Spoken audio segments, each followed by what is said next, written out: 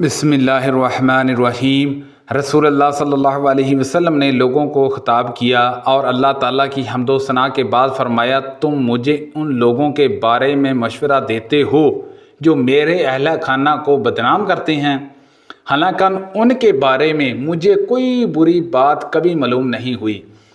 अरवा से रिवायत है, उन्होंने हमसे बयान किया, आयशा रज़ी अल्लाह अन्हा को जब इस वाक़ये का इल्म हुआ कि कुछ लोग इन्हें बदनाम कर रहे हैं तो उन्होंने हज़रत सल्लल्लाहु अलैहि वसल्लम से कहा, या रसूलल्लाह सल्लल्लाहु अलैहि वसल्लम, क्या मुझे आप अपने वालिद के घर जाने की इजाज़त देंगे?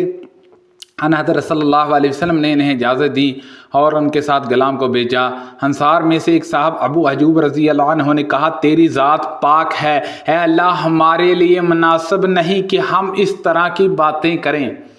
तेरी ज़ात पाक है, ये तो बहुत बड़ा बहतान है। हमने हज़रत अब्दुल्लाह इब्न अब्बास रज़ी अल्लाह अन्हुमा से सुना, उन्होंने कहा कि जब रसूल करीम सल्लल्लाहु अलैहि वसल्लम ने माज़ बिन जबल रज़ी अल्लाह अन्हु को यमन भेजा तो उनसे फरमाया कि तुम अहले किताब में से एक कौम के पास जा रहे हो, इसलिए सबसे पहले इन्हें इसकी दावत देना कि वो अल्लाह को एक माने और मेरी रसालत को माने। जब इसे वो समझ लें तो फिर इन्हें बताना कि अल्लाह ने एक दिन और रात में इन पर 5 नमाजें फ़र्ज़ की हैं। जब वो नमाज पढ़ने लगें तो इन्हें बताना कि अल्लाह ने इन पर इनके मालों में ज़कात फ़र्ज़ की है, जो इनके अमीरों से ली जाएगी और इनके गरीबों को लुटा दी जाएगी। जब वो इसका भी इकरार कर लें तो इनसे ज़कात लेना और लोगों के उम्दा माल लेने से परहेज़ करना। नबी करीम सल्लल्लाहु अलैहि वसल्लम ने फरमाया, ऐ माज़, क्या तुम्हें मालूम है कि अल्लाह का इसके बंदों पर क्या हक़ है? उन्होंने कहा कि अल्लाह और उसके रसूल ही ज़्यादा जानते हैं। हज़रत सल्लल्लाहु अलैहि वसल्लम ने फरमाया कि जी है कि वो सिर्फ़ उसी की इबादत करें और उसका कोई शरीक ना ठहराएं। क्या तुम्हें मालूम है कि फिर बंदों का अल्लाह पर क्या हक़ है? अर्ज़ किया कि अल्लाह और उसके रसूल ही ज़्यादा जानते हैं। फरमाया जी कि वो उन्हें अज़ाब ना देगा। एक शख्स ने एक दूसरे शख्स कतादा बिन नमान को बार बार कुल हुवल्लाहु अहद पढ़ते सुना। सुबह हुई तो नबी करीम सल्लल्लाहु अलैहि वसल्लम की खिदमत में हाज़िर होकर इस तरह वाक़या बयान किया जैसे वो उसे कम समझते हों। हज़रत सल्लल्लाहु अलैहि वसल्लम ने फरमाया, उस ज़ात की कसम जिसके हाथ में मेरी जान है, ये सूरत तहाई कुरान के बराबर है।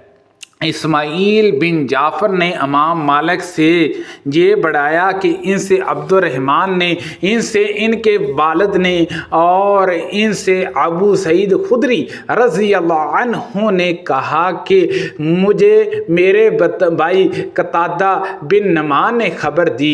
नबी करीम सल्लल्लाहु अलैहि वसल्लम से वो उम्मुल मोमिनीन आयशा रज़ी अल्लाह अन्हा की परवरिश में थी। उन्होंने आयशा रज़ी अल्लाह अन्हा से बयान किया कि नबी करीम सल्लल्लाहु अलैहि वसल्लम ने एक साहब को एक मुहिम पर रवाना किया। वो साहब अपने साथियों को नमाज पढ़ाते थे और नमाज में ख़त्म कुल हुवल्लाहु अहद पढ़ा करते थे। जब वो लोग वापस हुए तो उसका ज़िक्र हज़रत सल्लल्लाहु अलैहि वसल्लम से किया। हज़रत सल्लल्लाहु अलैहि वसल्लम ने फरमाया कि इनसे पूछो कि वो ये तर्ज़ अमल क्यों इख्तियार किए हुए थे। चनाचे लोगों ने पूछा तो उन्होंने कहा कि वो ऐसा इसलिए करते हैं कि ये अल्लाह की सिफ़त है और मैं इसे पढ़ना अजीज़ रखता हूँ।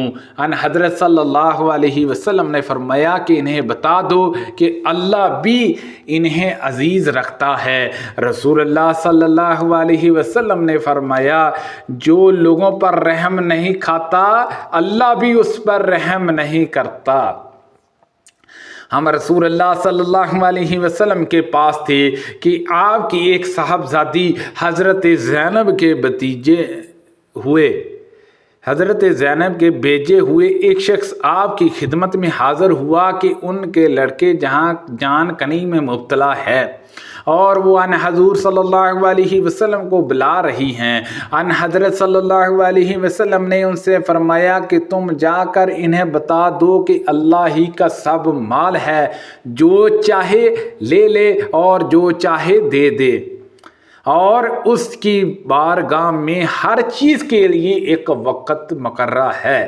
پس ان سے کہو کہ صبر کریں اور اس پر صبر ثواب کی نیت سے کریں۔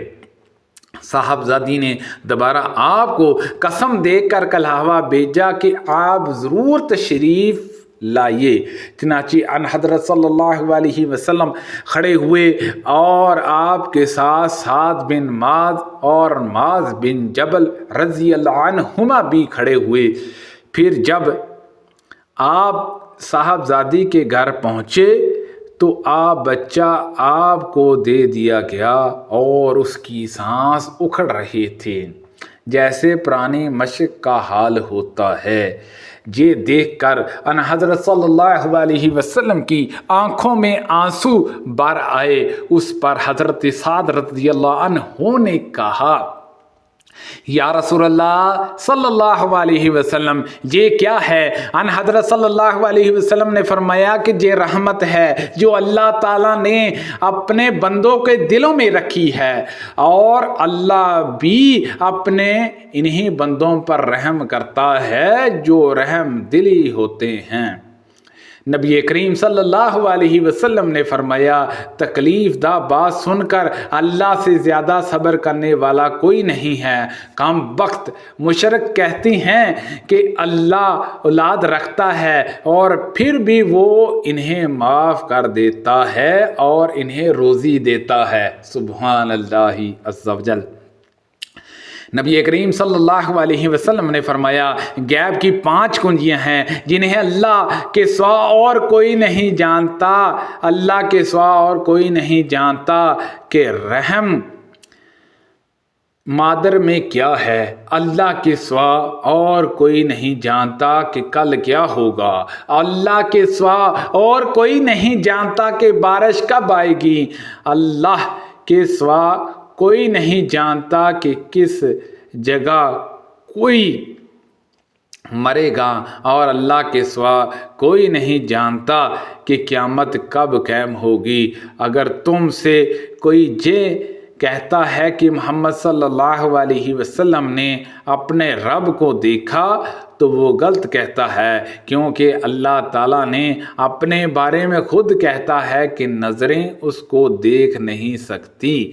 اور جو کوئی کہتا ہے کہ ان حضرت صلی اللہ علیہ وسلم غیب جانتے تھے تو غلط کہتا ہے، کیونکہ خداوند تعالیٰ خود کہتا ہے کہ غیب کا علم اللہ کے سوا اور کوئی نہیں۔ سبحان اللہ عز و جل۔ اللہ پاک سے دعا ہے کہ اللہ پاک ان حدیثوں پر عمل کرنے کی توفیق عطا فرمائے۔ کو پڑھنے میں غلطی کوتاہی ہو گئی ہو، اللہ تبارک تعالی ہم سب کو معاف فرمائے۔ اللہ پاک ہم سب کو صحت و تندرستی عطا فرمائے۔ کو پڑھنے میں غلطی کوتاہی ہو گئی ہو، اللہ پاک معاف فرمائے۔ آمین بجاہ النبی الامین صلی اللہ علیہ وسلم۔